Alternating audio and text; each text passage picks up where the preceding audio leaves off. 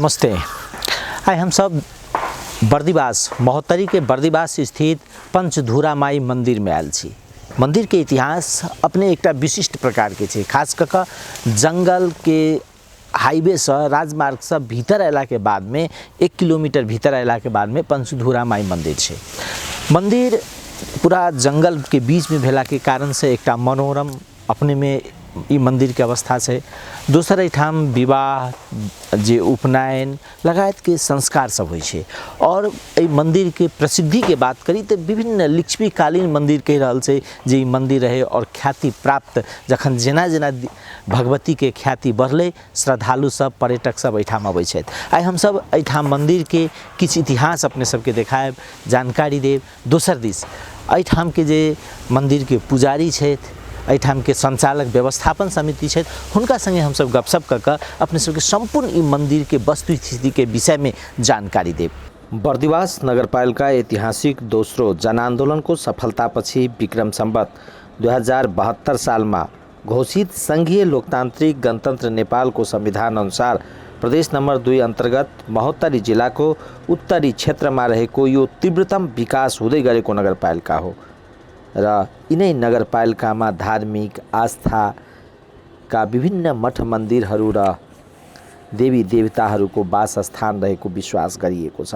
यिनै मध्ये मनोरम दृश्यहरूको सँगै जङ्गलको बाटो हुँदै पुग्न सकिन्छ पंचधुरा माई मन्दिर। पंचधुरा माई मन्दिरको ऐतिहासिक पृष्ठभूमि आफ्नै रहेको छ।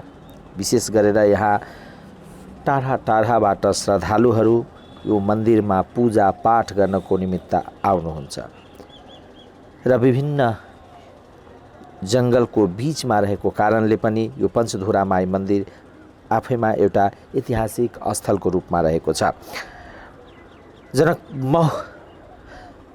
महोत्तरी बर्दिवास नगरपालिका वार्ड नम्बर 4 माई स्थान चोक भन्दा 1 किलोमिटर उत्तर सुन्दर रमणीय डाँडामा अवस्थित रहेको छ।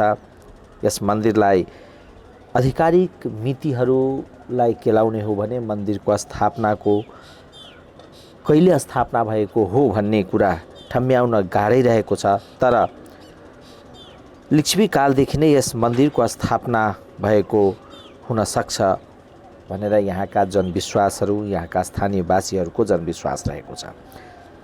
जीर्ण अवस्थामा रहेको यो मन्दिरको विभिन्न दाताहरूले जीर्णोद्धार गरी यो मन्दिरलाई भव्यतम बनाएका छन् र पर्यटकहरूको एउटा ऐतिहासिक स्थलको रूपमा यो गन्तव्य बनेको अवस्था छ।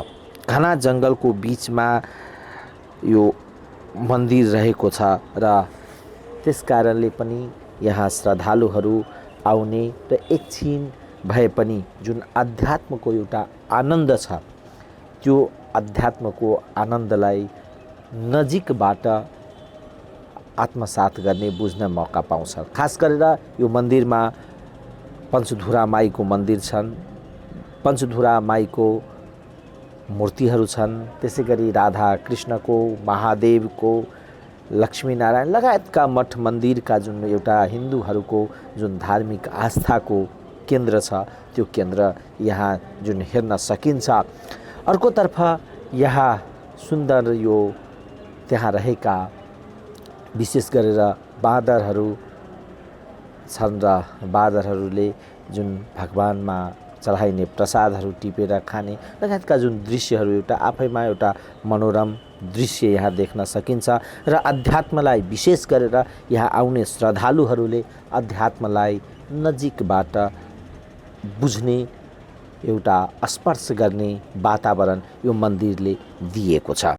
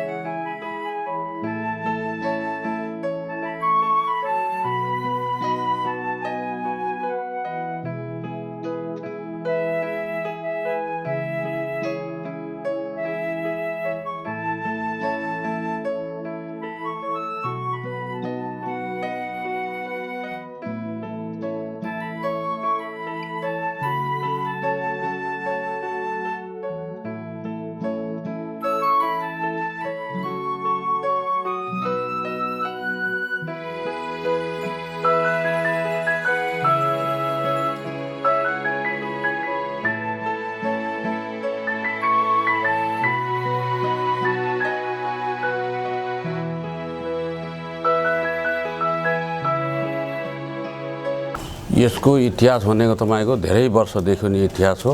हाम्रो राजा जङ्गबहादुरको पालोदेखिको शिकार गर्न आउनुहुन्थ्यो अनि त्यहाँबाट सबै पल्टनहरू बस्थे यहाँ।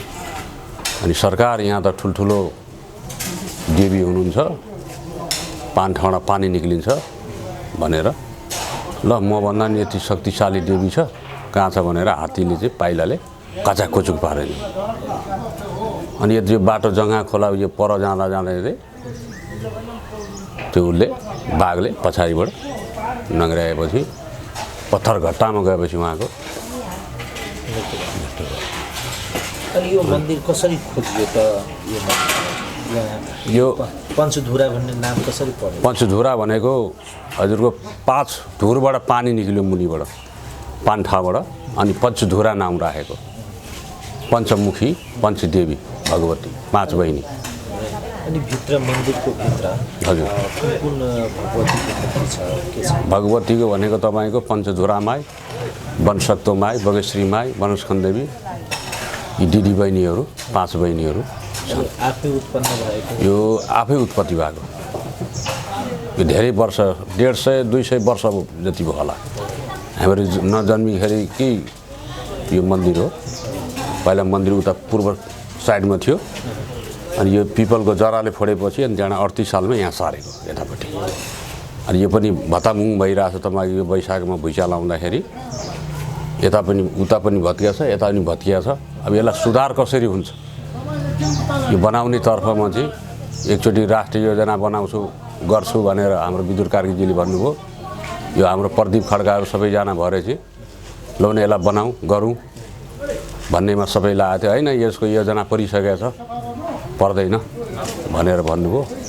त्यहाँदेखि नै मन्दिर बनाउने पनि केही सुरसार भयो। यसलाई यो कसरी सुधार हुन्छ र कसरी बन्छ त्यही नै म भन्छु सब जनताहरूलाई। अनि यो जसरी यो मन्दिरमा भिडको कुरा, हजुर कुन समयमा कस्तो भिड? यो दसैँमा भिड हुन्छ, अनि माघे सङ्क्रान्तिमा भिड हुन्छ, अनि रामनवमीमा भिड हुन्छ अलिअलि।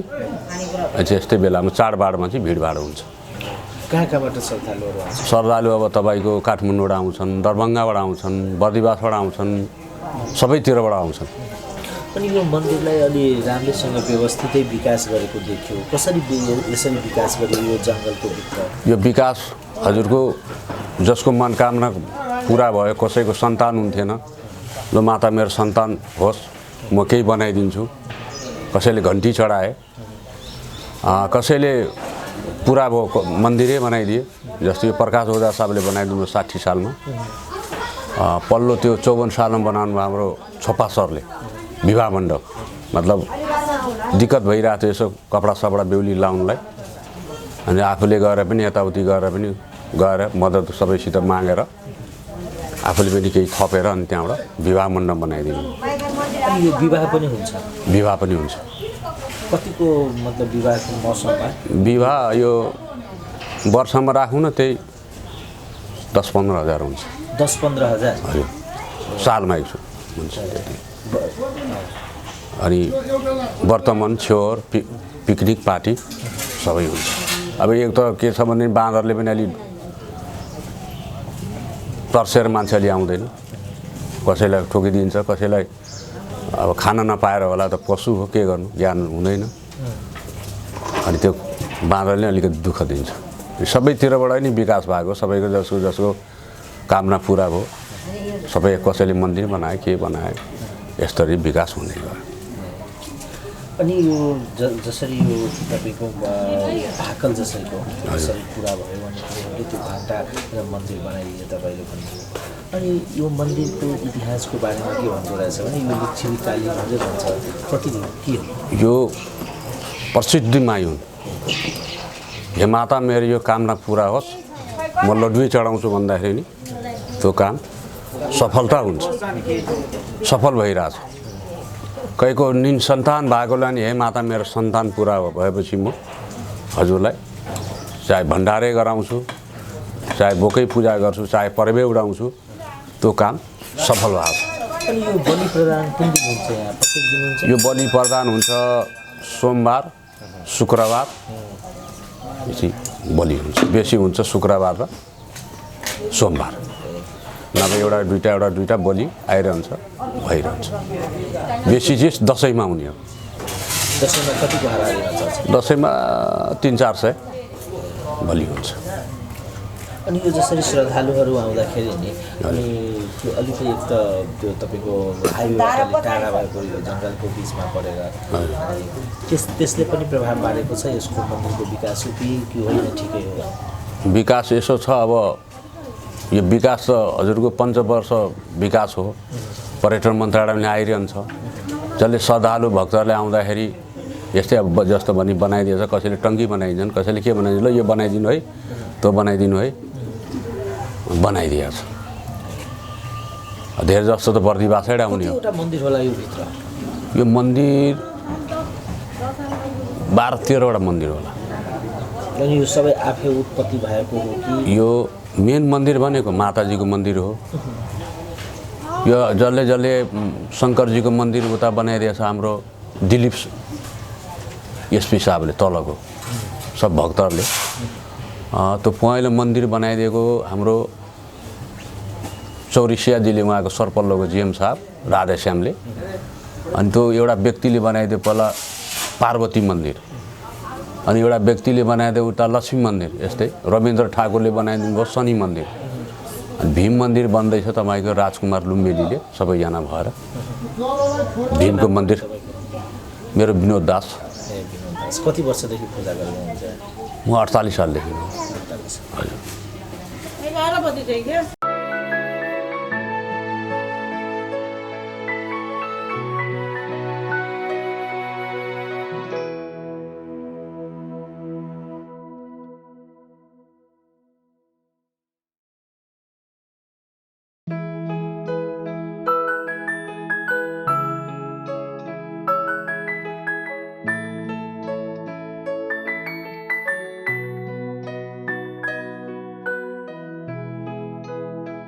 नमस्कार, म संरक्षण समितिको अध्यक्ष पञ्चधुरा माईको। मेरो नाम अक्कलबहादुर तमाङ। यसको इतिहास चाहिँ सर हामीले पनि सुनेअनुसार चाहिँ सर विगतदेखि नै पुरानो इतिहास छ। यो सेतो बाघ फिल्म भने जस्तै यो सरसिंह दादाले चाहिँ यसको इतिहासको बारे मलाई धेरै थोरै बताउनु भएको थियो। त्यसको अन्तरालमा म चाहिँ यहाँ लगभग 55देखिको चाहिँ अलिअलि थाहा छ सर। हामी यहाँ सशस्त्रमा आएदेखिको चाहिँ यहाँ लगभग सर यो हजुरको यो बाँसको सिन्का पनि भात्न नहुने त्यो स्थिति थियो। पिकनिक बर्थडे त थिँदै थिएन। यहाँ काटमार गरे नै उतै लानुपर्ने र अनि यो यता फेर दिसा पिसाब पनि गर्न नसक्ने। त्यो हुँदाखेरि अचम्मिक भएर मान्छे मर्ने, छात्ने, छेड्ने त्यस्तो हुन्थ्यो सर। अहिले त त्यो खालको त अब भनौँ न छँदै छैन। के भन्नु? यो जसरी पञ्चधुरा नाम कसरी पढ्यो र त्यसको तपाईँको अब यो मन्दिर त्यो भित्र छ भनेर कसरी मान्छेले थाहा पाए? पञ्चधुरा चाहिँ सर यहाँ अवगत गर्दै लाँदाखेरि पहिल्यैदेखि चाहिँ तपाईँ यो कतिवटा माईहरू छ अरे सर, कतिवटा दिदीबहिनीहरू उहाँको त्यसकै नाममा चाहिँ नामकरण गर्दै भएको रहेछ सर। अनि तपाईँहरूले यो विकासको कसरी विकास गर्दै हुन्छ यो मन्दिरलाई? किनभने पर्यटकहरू पनि थुप्रै आउँछन्, हिसाबमा विकास कस्तो गर्नुहुन्छ? विकास यस्तो सर, अहिले हजुरको यो नगरपालिकाबाट वार्ड सिलिङमा 2 लाख परेको थियो सर पहिला। योभन्दा अगाडिको सालमा त्यो कम्पाउन्ड वाल गरिसक्यो, यो वाल हो सर। अनि त्यहाँबाट चाहिँ नगरपालिकाबाट त छँदै छैन सर अहिलेसम्म होइन। हजुरको यो प्रदेश सरकारबाट अहिले 20 लाख परेको छ भन्नमा आएको छ मैले होइन। मैले बुझाए पनि छु, परेको छ, रातो किताबमै लेखेको छ। त्यसको कार्यान्वयन चाहिँ अब हुन्छ सर। पहिला चाहिँ हजुरको यो सरसिंह दादा चाहिँ पर्यटन मन्त्री हुँदाखेरि सालौँदी 10 लाख चाहिँ आइरहेको थियो सर। जब यो अब कोरोना पनि लाग्यो सर, त्योभन्दाको 1 सालको हामीले 10 लाखको काम गरेँ सर। यो कम्पाउन्ड वालदेखि लिएर सबै गऱ्यौँ। पहिला चाहिँ हजुरको यो 10 लाख चाहिँ यो सरसिंह दाइले नै गरेको हो। उहाँ पर्यटन मन्त्री हुँदाखेरि जस्तो मन्दिरतिर यो जति पनि 1 करोड चाहिँ आधी हजुरको यो टुटेश्वर र यहाँमा चाहिँ यो सबै दिन चाहिँ उहाँकै हो बनिन्छ सर। अनि यो पर्यटकहरू कति आउँछन् वर्षमा? वर्षमा यसपालि कोरोनाले गर्दा यसपालि चाहिँ अलिक कमै हो सर, नभए यसमा राम्रो सदाबार अहिले आजको दिनमा चाहिँ आज चाहिँ यो शुक्र बिहिबार भएको हो कि सर अलिक थोरै छ, नभए सर लगभग बिहान दिन सदाबारै हो सर। अनि त्यसपछि जसरी तपाईँको भन्नुभयो नि यो पर्यटकहरू आउँदाखेरि अनि तिनीहरूले त्यो आफ्नो भाकर पुरा भइसकेपछि आउँछन् या के छ? एकदम सर एकदम दैविक शक्ति भएको हुनाले नै आफ्नो मनको आकाङ्क्षालाई पुरा गर्ने हिसाबले आउनुहुन्छ दर्शकहरू। अनि तपाईँले जसरी एक त तपाईँले भन्नुभयो नि यो एक त तपाईँको यो एक हिसाबमा के भन्नुभयो नि यसरी एउटा शरद सिंह भण्डारी पर्यटन मन्त्री हुँदाखेरि एउटा व्यवस्थापन गर्यो, त्यसपछि प्रदेश सरकारले ल्यायो, अनि यो यसलाई मन्दिरलाई तपाईँले जसरी सञ्चालक समिति बन्नुभयो र सञ्चालक समिति बनिसकेपछि यसलाई अनि त्यसको आर्थिक कसरी म्यानेज हुन्छ, कसरी त्यसलाई व्यवस्थापन गर्छ? अहिले सर यो वर्षको ठेक्का लाग्थ्यो सर 5 लाखदेखि अब बढ्दै पहिला त 70,000देखि थियो सर। म अध्यक्ष आउँदा चाहिँ सर यो 5 लाखको ठेक्कामा रहिरहेको थियो सर। त्यस्तै हुँदै अब यो यसपालिको ठेक्का चाहिँ हजुर कोरोनाले गर्दा सिद्धिनै हाल्यो सर।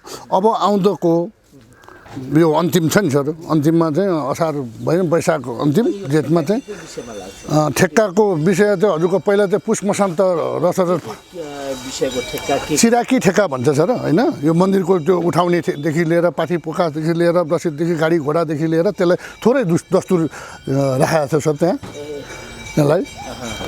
त्यही कारणले गर्दा उहाँको चिराकी ठेक्का भनेर राखेको हुन्छ सर। बलि हजुर ठेक्का लाग्छ एकदम सर। त्यसैले त्यो मन्दिरको यसो हजुर मेन्टेन गरिदिने सर।